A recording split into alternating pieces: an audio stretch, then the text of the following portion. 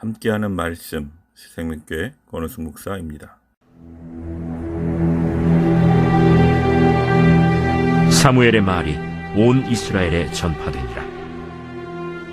이스라엘은 나가서 블레셋 사람들과 싸우려고 에베넷을 곁에 진치고 블레셋 사람들은 아벡에 진쳤더니 블레셋 사람들이 이스라엘에 대하여 전열을 벌이니라.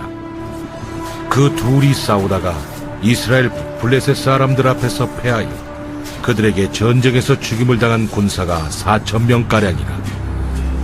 백성이 진영으로 돌아오매 이스라엘 장로들이 이르되, 여호와께서 어찌하여 우리에게 오늘 블레셋 사람들 앞에 패하게 하셨는고, 여호와의 언약궤를 실로에서 우리에게로 가져다가 우리 중에 있게 하여 그것으로 우리를 우리 원수들의 손에서 구원하게 하자 하니, 이에 백성이 실로의 사람을 보내어 그룹 사이에 계신 만군의 여호와의 언약궤를 거기서 가져왔고, 엘리의 두 아들 홈니와 비느하스는 하나님의 언약궤와 함께 거기에 있었더라.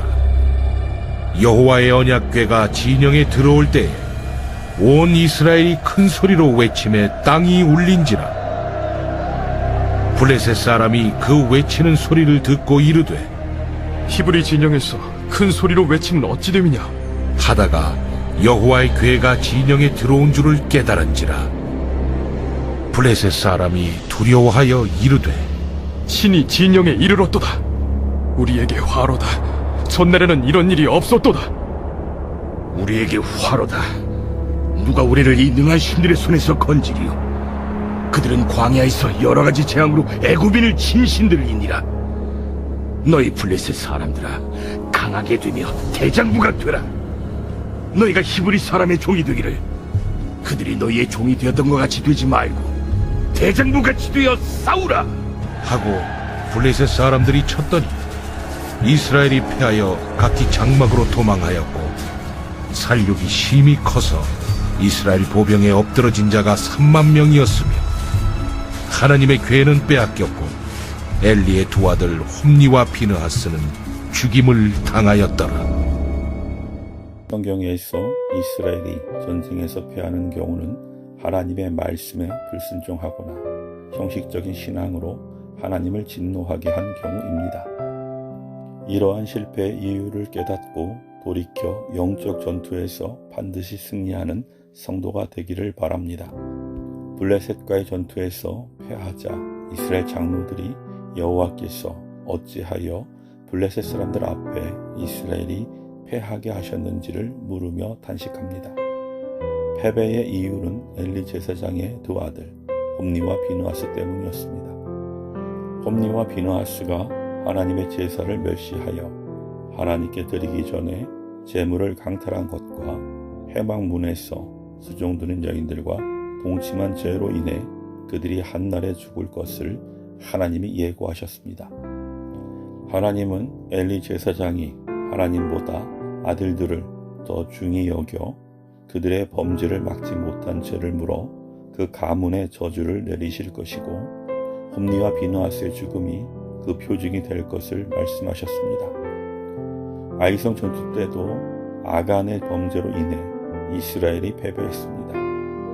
이와 같이 이스라엘의 영적 전쟁은 하나님 앞에 죄가 있으면 패배할 수밖에 없는 것이 원리입니다. 죄가 있는 곳에 거룩하신 하나님이 함께 하실 수 없기 때문입니다. 그러므로 성도와 교회가 영적 전쟁에서 승리하기 위해서는 먼저 자신들 안에 있는 죄를 회개해야 합니다. 이스라엘이 블레셋과의 전투에서 패하자 이스라엘 장로들은 여호와의 언약궤를 앞세우면 전쟁에서 승리할 것이라고 말하고 그렇게 행합니다.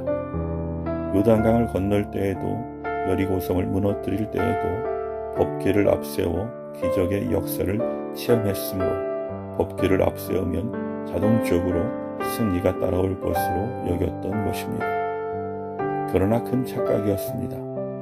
전쟁에서 승리하기는커녕 크게 패해 전사자가 30,000명에 이르렀고 여호와의 언약궤도 빼앗기고 말았습니다. 언약궤를 앞세운다고 하나님이 자동적으로 함께 하시며 승리를 안겨주시지 않았습니다. 이는 그들이 하나님의 법을 지킴으로 임마누엘의 복을 누리게 된다는 신앙의 본질을 망각하고 법궤가 있으면 승리한다는 형식적인 신앙에 빠진 결과입니다. 성도는 겉으로 드러나는 형식적인 신앙으로 넘어지지 말고 하나님의 말씀에 순종하는 삶으로 승리하는 복을 누려야 합니다. 이스라엘이 블레셋과의 전투를 앞두고 먼저 하나님께 기도를 드렸다면 하나님이 그들에게 길을 알려주셨을 것입니다. 그러나 그들은 자신들의 판단만 믿고 하나님께 기도하지 않고 전투에 임했다가 패배를 당했습니다. 여호수아가 아이성 전투 때 하나님께 여쭤보지 않고 나섰다가 패배한 것과 같습니다. 먼저 기도했다면 하나님이 아간의 범죄를 해결하고 전투에 나설 것을 명하셨을 것입니다. 하나님께 기도하고 승리에 대한 확답을 얻은 후에 전투에 나가는 것이 승리의 원칙입니다. 오늘날 성도와 교회가 영적 싸움을 싸우는 일에도 마찬가지입니다. 그래서 바울은 성도들에게 영적 전투를 위해 하나님의 전신갑주를 입으라고 명하면서 성령 안에서 깨어 구하기를 항상 힘쓰며 여러 성도를 위해 구하라고 명합니다. 그러므로 성도는 언제나 하나님의 말씀과 기도로 영적 전투에서 승리해야 합니다. 여호수아 같은 믿음의 사람도 때로 하나님께 기도하는 것을 소홀히 했다가 전투에 패하기도 했습니다. 성도는 정신을 바짝 차리지 않으면 자신도 모르는 사이에 영적 전투에서 패하는 길로 빠져들 수 있음을 기억하고 하나님을 전적으로 의지함으로 승리하는 삶을 살아야 합니다. 아멘.